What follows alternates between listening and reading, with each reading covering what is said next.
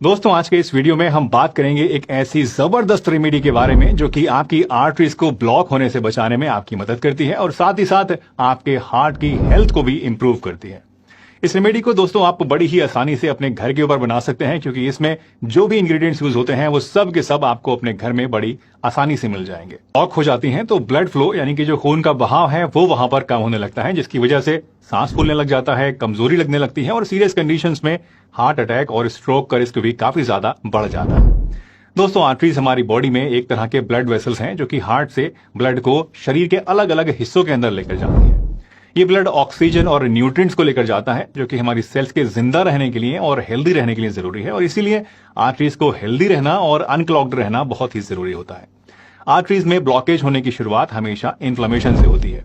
Chronic inflammation की वजह से आर्टरीज की अंदरूनी जो झिल्ली होती है वहां पर माइक्रो इंजरीज हो जाती हैं, और अगर ये इन्फ्लेमेशन ज्यादा लंबे समय तक रह जाता है तो इसकी वजह से यहां इन माइक्रो इंजरीज को हील करने के लिए कुछ डिपॉजिट्स जमा होने लगते हैं, जिनमें कि फाइब्रिन, कैल्शियम डिपॉजिट्स और कोलेस्ट्रॉल के डिपॉजिट्स मेन है। वक्त के साथ साथ ये धीरे धीरे बड़े होने लगते हैं डिपॉजिट्स, और इसकी वजह से एक टाइम ऐसा आता है जबकि ये इतने बड़े हो जाते हैं कि उस आर्टरी में खून के बहाव को मेजरली रेस्ट्रिक्ट कर देते हैं, और इसकी वजह से एंजाइना, चेस्ट पेन और सांस फूलने जैसी इस तरह की प्रॉब्लम्स आपके अंदर होने लग जाते हैं।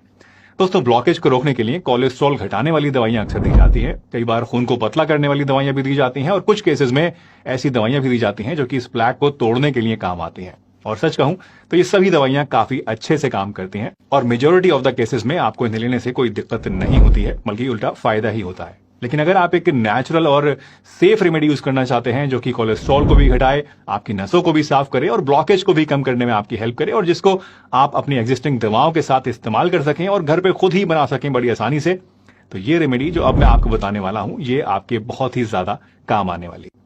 लेकिन हाँ, आगे बढ़ने से पहले मैं आपको ये बताना चाहूंगा कि अगर आपको कोई सीरियस हार्ट कंडीशन है, या अगर मामला बहुत क्रिटिकल है, या कोलेस्ट्रॉल बहुत ही ज्यादा बढ़ा हुआ है, या ब्लॉकेज बहुत ज्यादा है, तो ऐसे केसेस में इस रेमेडी को यूज करने से पहले अपने डॉक्टर से परमिशन जरूर ले लें, एक बार बात जरूर कर लें, और उसके बाद ही इसको इस्तेमाल करें। और बिना अपने डॉक्टर के परामर्श के कोई भी दवा आप कभी भी बंद ना करें। अगर ये रेमेडी आपको इस्तेमाल करनी है तो अपनी एग्जिस्टिंग दवाओं के साथ ही इसको इस्तेमाल करें। दोस्तों, इस रेमेडी में हम यूज करेंगे लहसुन, नींबू, अदरक, शहद और एप्पल साइडर विनेगर। लहसुन में एक बहुत ही खास तरह का कंपाउंड होता है जिसे हम एलिसिन के नाम से जानते हैं। एलिसिन में पावरफुल एंटी इंफ्लेमेटरी और एंटीऑक्सीडेंट प्रॉपर्टीज होती हैं जो कि आर्टरीज को अनक्लॉग करने में, साफ करने में आपकी मदद करती हैं, और साथ ही साथ आपके ब्लड फ्लो को भी बेहतर बनाती हैं। ये नेचुरली आपकी बॉडी के अंदर कोलेस्ट्रॉल और ब्लड प्रेशर को भी कम करता है, जो कि आपकी हार्ट हेल्थ के लिए बहुत ही इंपॉर्टेंट है। नींबू की बात करें तो इसके अंदर विटामिन सी होता है जो कि एक पावरफुल एंटीऑक्सीडेंट है। विटामिन सी न सिर्फ इम्यून सिस्टम को बूस्ट करता है बल्कि हमारी आर्टरीज में प्लैक बिल्डअप को भी रोकने का काम करता है। अदरक की बात करें तो अदरक अपने एंटी इंफ्लेमेटरी और एंटीऑक्सीडेंट प्रॉपर्टीज के लिए जाना जाता है। अदरक में मौजूद जिंजरोल नाम का एक बहुत ही स्ट्रॉन्ग कंपाउंड पाया जाता है जो कि न सिर्फ सूजन को कम करता है, इन्फ्लेमेशन को कम करता है, बल्कि ऑक्सीडेटिव स्ट्रेस से भी फाइट करता है। इससे आपकी आर्टरीज क्लीन होती हैं और अनक्लॉग्ड रहती हैं, जो कि खून के बहाव को बेहतर बनाता है। शहद की बात करें तो शहद एक नेचुरल स्वीटनर है, आप जानते हैं, जो कि हमेशा से अपनी हीलिंग और हेल्थ इंप्रूविंग प्रॉपर्टीज के लिए जाना जाता रहा है। ये नेचुरल शुगर से भरपूर होता है जो कि हमें इंस्टेंट एनर्जी प्रोवाइड करते हैं। शहद में एंटीऑक्सीडेंट्स भी होते हैं जो कि हमारी आर्टरीज को क्लीन करने में और उनको हेल्दी रखने में हमारी हेल्प करते हैं। और लास्टली, एप्पल साइडर विनेगर यानी कि सेब का जो सिरका होता है, ये एलडीएल कोलेस्ट्रॉल को यानी बैड कोलेस्ट्रॉल को कम करता है और एचडीएल यानी गुड कोलेस्ट्रॉल को बढ़ाने का काम करता है। इससे हमारा ब्लड प्रेशर भी कंट्रोल में रहता है और हार्ट के लिए भी ये बहुत ही बढ़िया चीज है।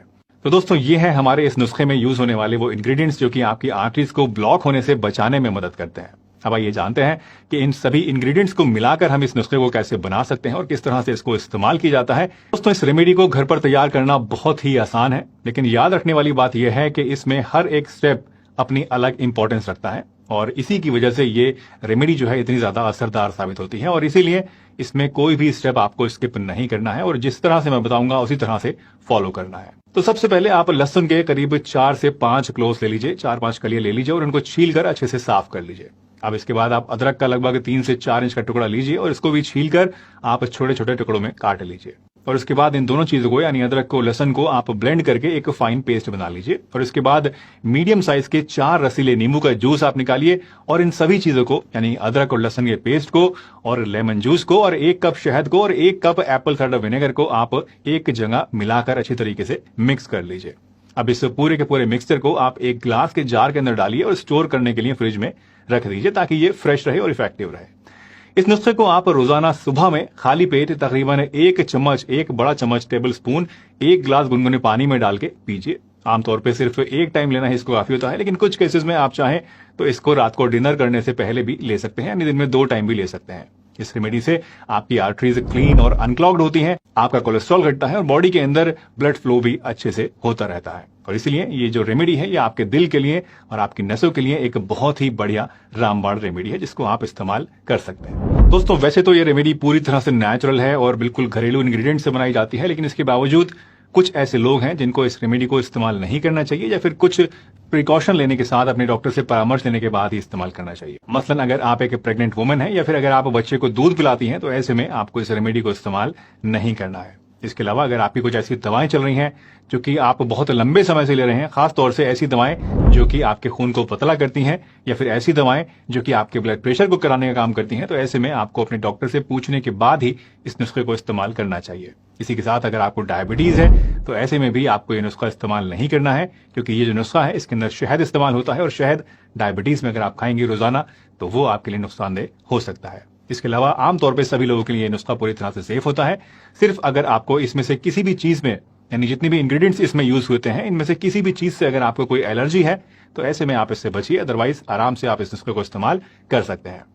दोस्तों, अपनी हार्ट हेल्थ को बेहतर बनाने के लिए नुस्खों के अलावा, दवाइयों के अलावा, होम रेमेडीज के अलावा कुछ जरूरी बातों का ध्यान रखना भी बहुत ही जरूरी होता है। मसलन एक अच्छे हार्ट हेल्थ के लिए आपको बैलेंस्ड डाइट, हेल्दी डाइट लेना बहुत जरूरी होती है। सैचुरेटेड फैट से बचना होता है, नमक और चीनी का कम इस्तेमाल करना होता है और तली भुनी चीजों से आपको परहेज करना होता है।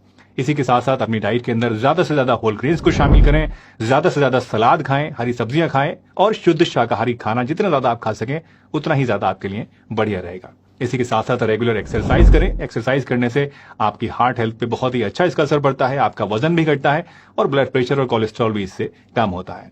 Last but not the least, stress management बहुत जरूरी है, क्योंकि स्ट्रेस आजकल के इस जमाने में बहुत ही ज्यादा तेजी से फैलने वाली एक ऐसी महामारी है जिससे मुझे लगता है हम में से कोई भी सेफ नहीं है, कोई भी अछूता नहीं है। इसलिए स्ट्रेस को मैनेज करने के लिए आप चाहें तो योगा, प्राणायाम या फिर मेडिटेशन वगैरह कर सकते हैं, या फिर अगर आप घूमना फिरना पसंद करते हैं या फिर अगर आपके दोस्त हैं तो थोड़ा टाइम उनके साथ भी आप बिता सकते हैं। इससे भी स्ट्रेस लेवल्स बहुत ही अच्छी तरीके से कंट्रोल में रहते हैं, कम होते हैं। दोस्तों, हार्ट